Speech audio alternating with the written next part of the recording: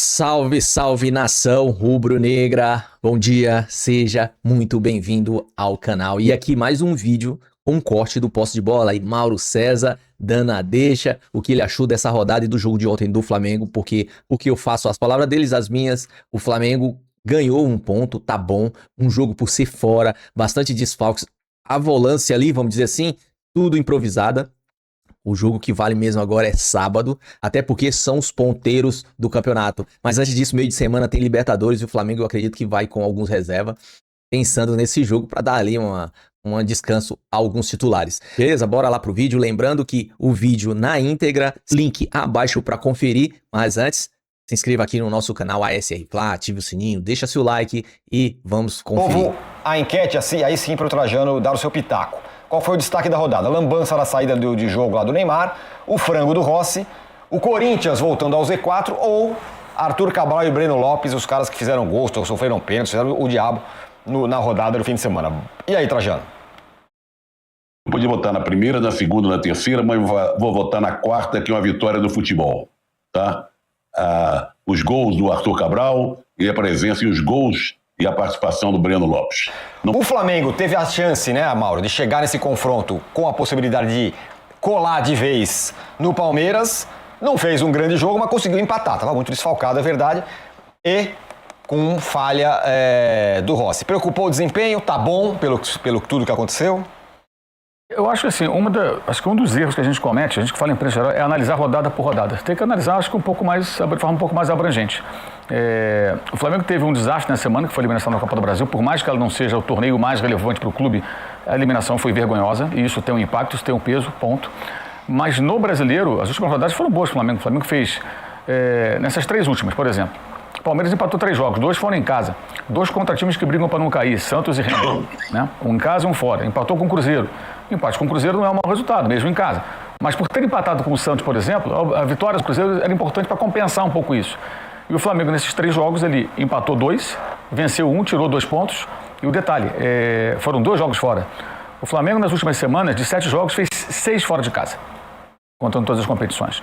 Um em casa foi clássico, que nem é bando de campo, é neutro, né? O Flamengo vai dividir a arquibancada do Maracanã, como acontecerá no segundo turno com o mando vascaíno. O Flamengo jogou nesse intervalo em 2 países, na Colômbia, na Argentina, 2 vezes na região sul, contra o Atlético Paranaense e o Grêmio, jogou no Nordeste contra o Vitória.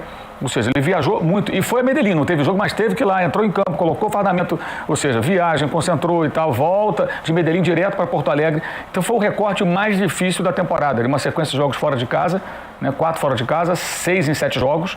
E eu acho que apesar, assim, a Copa do Brasil, repito, um desastre, mas no Brasileiro e também na Libertadores, né, porque deve ganhar os pontos da partida contra o time colombiano, eu acho que foi bem satisfatório. Se você pegar a 10ª rodada, o Flamengo era 4º, 8 pontos atrás do Palmeiras. Na 16ª, o Flamengo é 2º, 4 pontos atrás do Palmeiras. Ou seja, vai jogar com o Palmeiras, se ele vencer e o jogo atrasado, ele pode ser líder. E se também não vencer e vencer o jogo atrasado, ele pode ficar 1 ponto atrás. Se empatar no sábado e ele ganha a Liberação na frente, digamos que fosse agora o jogo, fica 1 ponto atrás, com mais de um turno para ser disputado. Então, acho que acabou sendo bom, ter um resultado bem satisfatório, que é um lugar onde o Flamengo sempre tem dificuldade. Comparar a mobilização do Atlético quando joga com o Flamengo em relação à maioria dos seus adversários em casa, é outra mobilização, é completamente diferente. O clima é de uma hostilidade absurda. Não jogaram ontem, não estavam disponíveis. O Plata, o Arrascaeta voltou para Paquetá, verdade, mas ele não tinha o Jorginho, ele não tinha o Everton Araújo, ele não tinha o De La Cruz, ele não tinha o Pulgar, ele é o Leonardo Jardim. Ele teve que improvisar com o volante. No meio-campo ele não tinha meio-campo, teve que colocar ali Ortiz de volante, o Saúl foi titular, claramente não tem a sua melhor condição, ele fez uma cirurgia séria no começo do ano, está voltando ainda mais do piso de plástico, claramente o jogador estava fora ali de sintonia. E assim, teve a falha do Rossi, mas eu acho que o Rossi não é um mau goleiro. Difícil arrumar um goleiro melhor que o Rossi. Quanto vai custar um goleiro melhor que o Rossi? Quem é esse goleiraço que viria para fechar o gol? Não é simples, é um goleiro na média dos bons goleiros, mas está falhando demais. 3 jogos seguidos, fez uma pataquada com os pés de novo contra o Grêmio, que o Léo Pereira impediu que seria um gol do Grêmio, que é um problema sério que esse rapaz tem. Falhou no jogo do Vitória, duplamente, na saída de gol, foi mão de manteiga e depois a bola passando embaixo do braço dele. E ontem falhou novamente, uma bola que ele tentou encaixar, a bola desviada, que era para tentar rebater. Então foi mais uma falha do Rossi, né? Mas, independentemente da falha, eu acho que o time depois reagiu no segundo tempo. O primeiro tempo não foi nada bom. O Flamengo conseguiu dominar o jogo, não foi tão incisivo, não criou tantas situações, mas conseguiu buscar o empate. Depois teve ali uma pressão. Aquele lance dos 3 gols perdidos do Viveiro, ele estava impedido, me pareceu. claramente impedido. Se você olhar o lance, você vai ver, ele está impedido. Se fosse pro VAR, a jogada seria anulada, creio, porque ele está bem à frente, 2 jogadores impedidos, ele e mais uma direita ali, acho que era o Espírito Mendonça na origem do lance. Mas enfim, então pro Flamengo acho que foi bom. Foi bom. Até antes do jogo, cheguei até a falar, no comentário que fiz na rede social, falei, cara, pro Flamengo o empate é bom. Pô, como é bom, né? Gente, o campeonato acaba hoje. Está jogando contra o Atlético no Paraná, fora de casa, o Atlético motivado, vindo de uma eliminação, com uma porrada de desfalques. Porra, você conseguir um ponto ali não é mau negócio. O Palmeiras empatou, você mantém a distância. E foi o que aconteceu. Eu acho que a rodada não foi ruim para o Flamengo, não. Cara, a rodada perfeita seria vencer. Mas o Flamengo não fez para merecer vencer. E a vitória nessas condições ela era algo muito improvável, né? Eu quero destacar, para finalizar esse comentário, o Bruno Henrique, né, que entrou e deu assistência para o gol. Enquanto Samuel Lino custou uma fortuna, custou devendo muito futebol. Ele é um ótimo jogador, tem muitas virtudes, mas esse rapaz precisa de um treinamento específico, uma conversa, alguma coisa. Ele tem medo de decidir, ele parece que tem receio de quando chega na zona do agrião, como diria o João Saldanha, e não resolve o negócio. E o Bruno Henrique, ele entra e acaba fazendo o passe para o gol do Pedro, que vira artilheiro do campeonato, empata o jogo. E foi um ponto acho que bem valioso para o Flamengo nesse contexto todo do que aconteceu. E o Rossi ainda tem um detalhe. Não adianta o goleiro de time grande falhar e fazer 4, 5 defesas. O goleiro de time grande não pode falhar toda hora. O goleiro de seleção grande não pode falhar toda hora. Ah, mas pegou 4, ele já condicionou o jogo. A falha dele condiciona o jogo. Se toma um gol com 10 minutos, você já muda completamente a história da partida. Se você tem uma estratégia fora de casa, que você sabe que vai ser pressionado, vai jogar em transição, vai tentar explorar espaços que o adversário pode dar quando ele se mandar para o ataque. Quando Deus toma o gol, o adversário já muda o seu comportamento, você já é obrigado a começar a escalar a montanha por conta de uma falha individual grave de um goleiro que não pode errar tanto.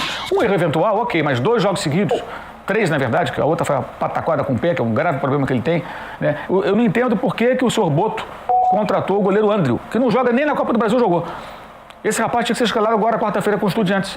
É um jogo que, se o Flamengo não vencer, ainda assim deve se classificar. Um empate, ele deve ser o primeiro do grupo, antecipadamente, desde que ganhe os pontos contra o Medellín, Independente Medellín.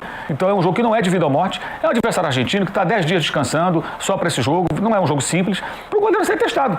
Porque esse rapaz, ele praticamente não jogou, ele não foi testado. Então, por que contratou?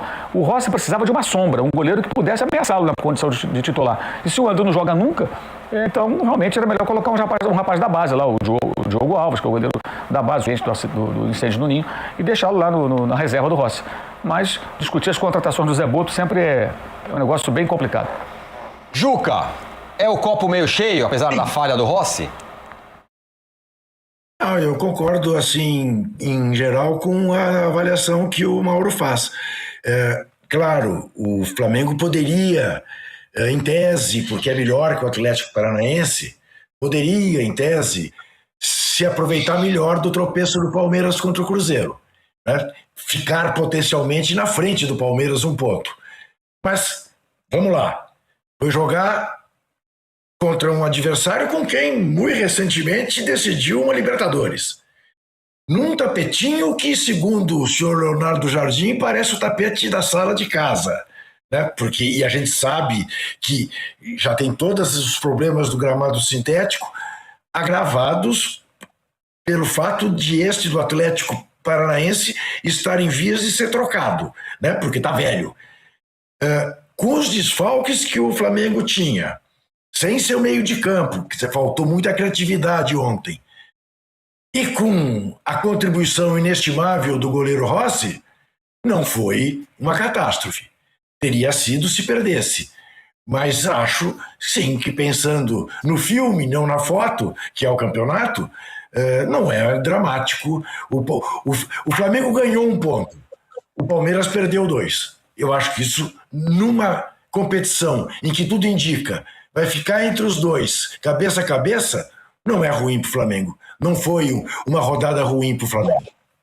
Arnaldo, você dizia que, olha, essa sequência do Flamengo aí vai ser ruim, vão se encontrar lá contra o Palmeiras e Flamengo, a diferença tende a estar maior. Não esteve, não, tá igual. Não, tá menor. Menor, inclusive. É o que o Mauro falou, né? A expectativa, eu acho que a sequência era muito difícil. O Flamengo não foi brilhante. Entregou uma vitória com o Vasco que parecia certa no Maracanã, nessa sequência, na partida que fez no Maracanã. Foi bizonhamente eliminado da Copa do Brasil, que o Mauro falou, não pode, porque não tem mais Copa do Brasil pro Flamengo, pro Palmeiras tem, pros outros tem, né? Pro Flamengo não tem mais. Porém, no Campeonato Brasileiro, ele diminuiu a diferença. Não a ponto de ultrapassar o Palmeiras em caso de vitória na próxima partida, no confronto direto, mas a ponto de se aproximar do Palmeiras, né? Então, eu acho que nessa frente o Flamengo conseguiu, mesmo sem ser brilhante, pontos importantes. E, na minha concepção, tinha uma rodada mais difícil nesse final de semana, era visitante. O Palmeiras mandou, mesmo que em Barueri, o jogo contra o Cruzeiro. A questão agora, Tironi, na verdade são duas. O confronto direto que todo mundo está esperando no próximo sábado, no Maracanã, entre os dois. E depois, na parada, como cada um vai agir no mercado para a parte mais importante da temporada, que acontece a partir de agosto. A pergunta que eu faço é, juntando os dois, abre aspas, espanhóis do brasileiro, como é que eles chegam, você acha? Claro que tem um jogo no meio da semana pela Libertadores, mas como chegam Palmeiras e Flamengo para esse confronto, que é no fim de semana que vem? Quem tá mais? Quem terminou essa rodada melhor? Quem tem a semana melhor?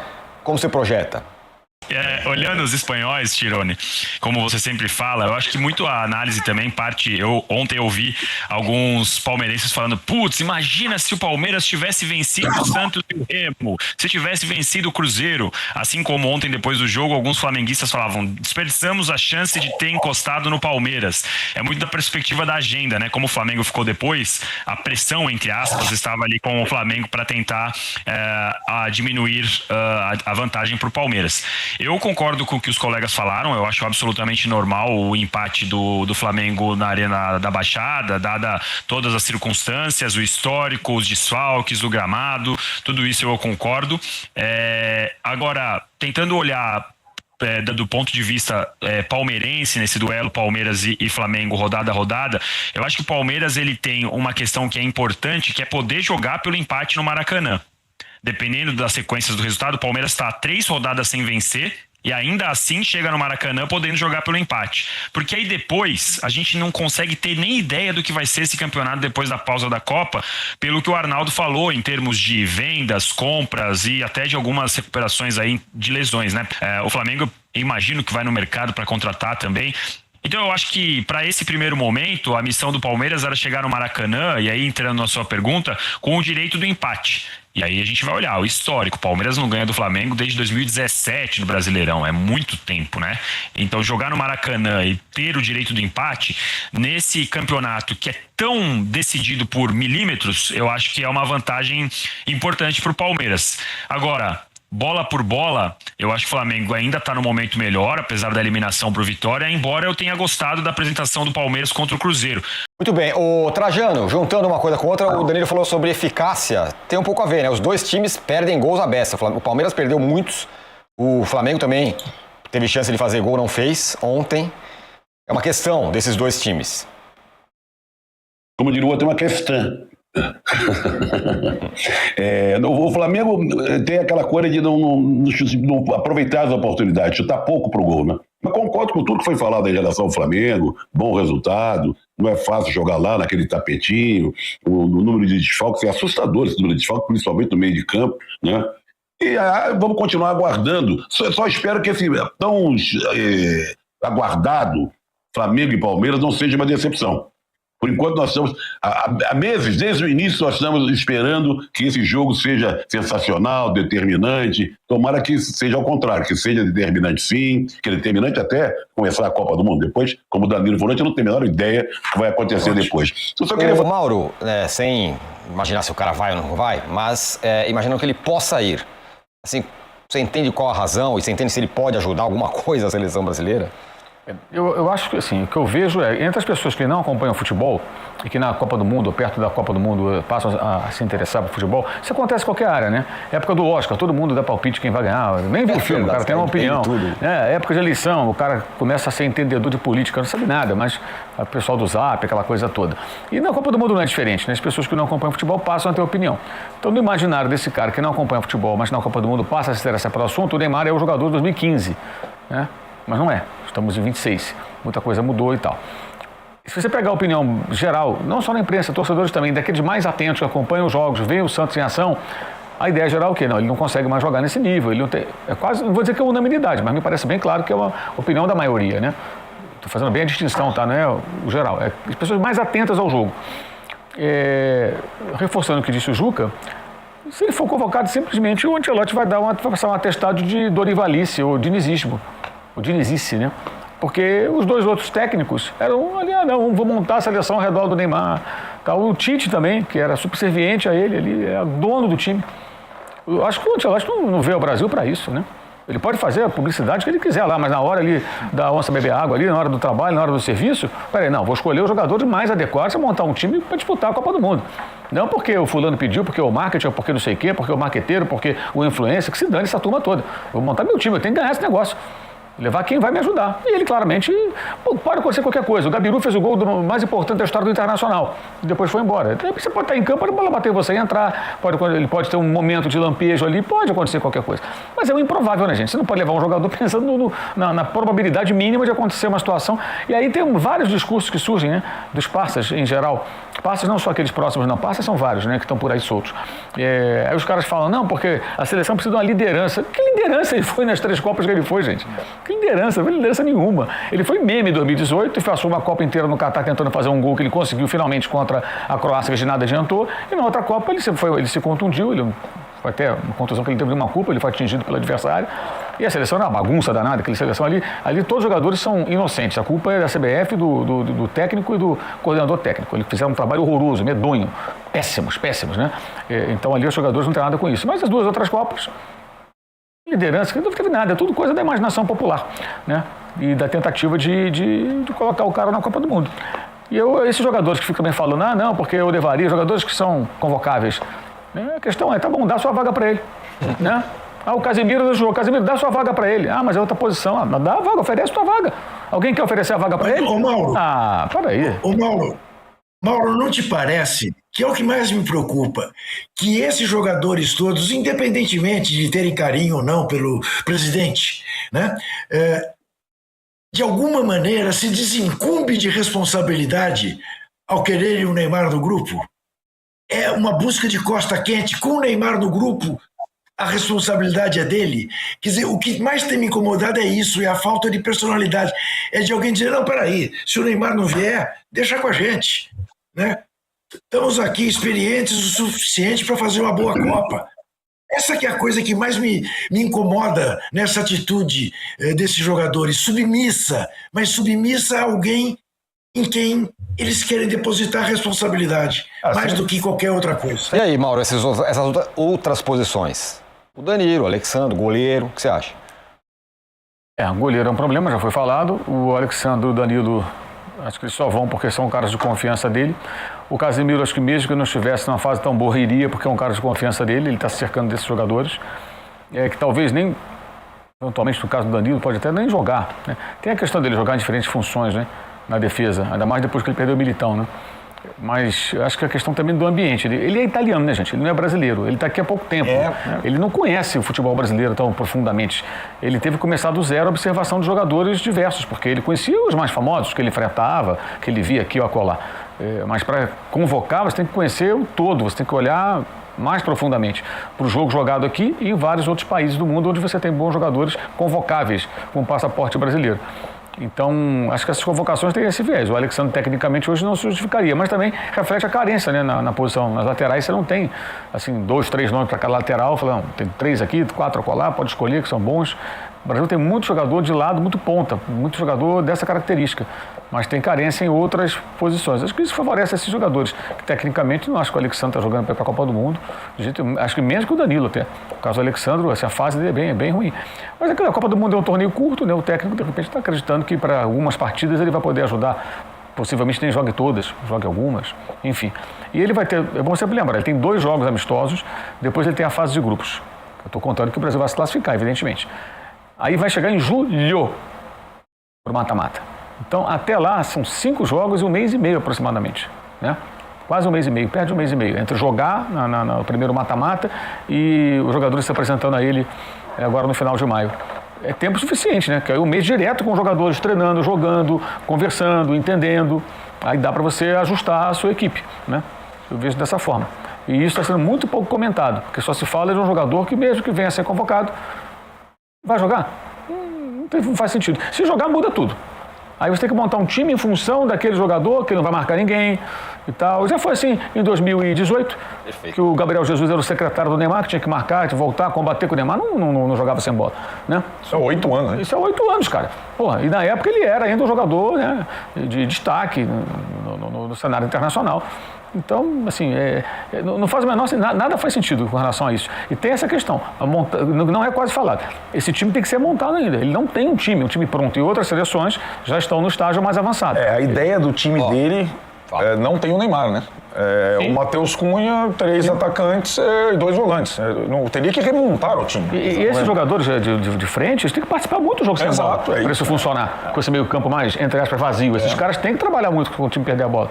Aí você vai ter um cara que não vai participar desse jogo, como é que vai ser isso aí? Isso muda completamente, desequilibra a equipe, não sei como é que vai fazer. Esse foi o posse de bola dessa segunda-feira, pós-rodada do Campeonato Brasileiro. O Flamengo ganhou 1 ponto. Teve aquele empate, um gol esquisito do Rossi, cara, mas ele tem que se precaver mais, cara. Ele é um grande jogador, um grande goleiro, mas tá errando muito, como o Mauro. E aqui você viu o que o Mauro tem a dizer, o que o Mauro pensa sobre o Flamengo, como foi a rodada.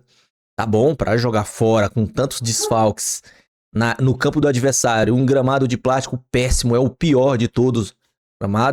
O gramado de plástico já é ruim. E o deles lá então, pelo amor.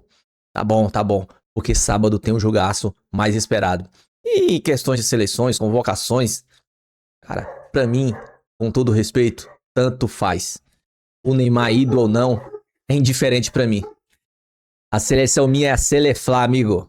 Beleza? O vídeo é só, se inscreva no canal, ative o sininho, deixa seu like, compartilha, comenta. Deixa nos comentários aí o que você achou de tudo que o Mauro falou e da rodada e sobre o nosso Mengão. Tamo junto, até a próxima. Saudações rubro-negra.